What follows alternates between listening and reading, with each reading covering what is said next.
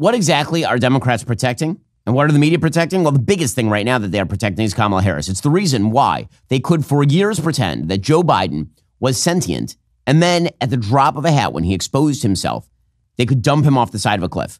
That's how they could do that. Because protect the machine. Protect the machine. Well, the Harris campaign sent a crazy email out, fundraising after the Musk-Trump interview. Quote, right now, Elon Musk is interviewing Donald Trump live on Twitter. We're not calling it X. Because see what rebels they are? They're not calling it X. It's not enough that Musk has pledged to donate millions of dollars to help re-elect Trump. He's using his purchased platform, one of the largest social media sites in the world, to spread Trump's unhinged and hateful agenda to millions of users. How dare Donald Trump's work? He's the most famous person maybe in the history of Earth at this point.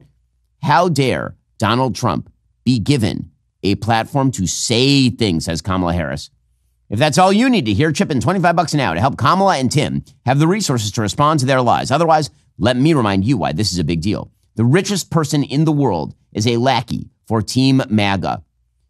Well, I noticed that many of the other richest people in the world are lackeys for Team Kamala and actively intervened in the presidential race by forcing Joe Biden out of the race. I mean, that was clearly stated that the donor class forced Biden out of the race by drying up all of his money.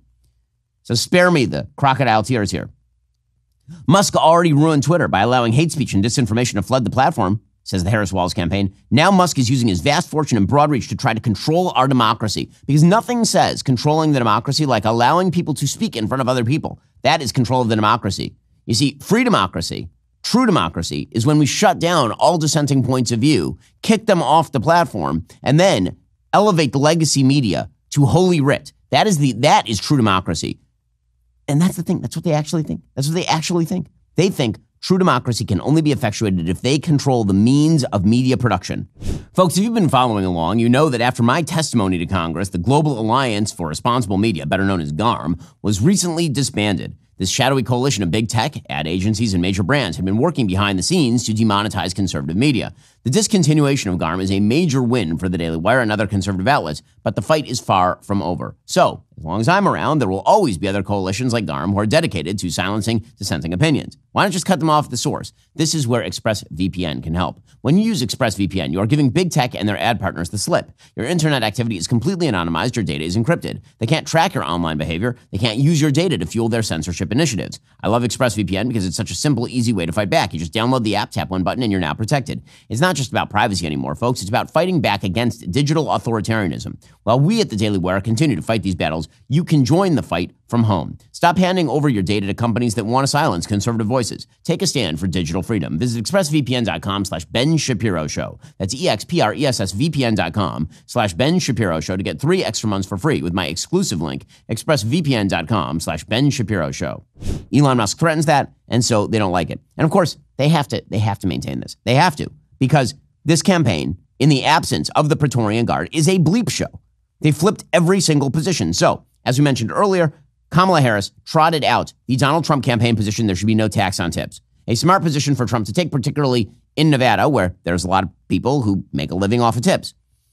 So, Karine Jean-Pierre over at the White House was asked about whether Joe Biden supports no tax on tips, considering that Kamala Harris has now said that she supports that policy. And if so, why haven't they tried to effectuate anything like that?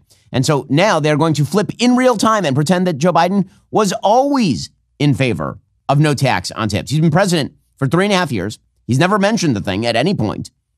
His IRS has been staffed up to go after low-level waiters to grab their taxes on tips.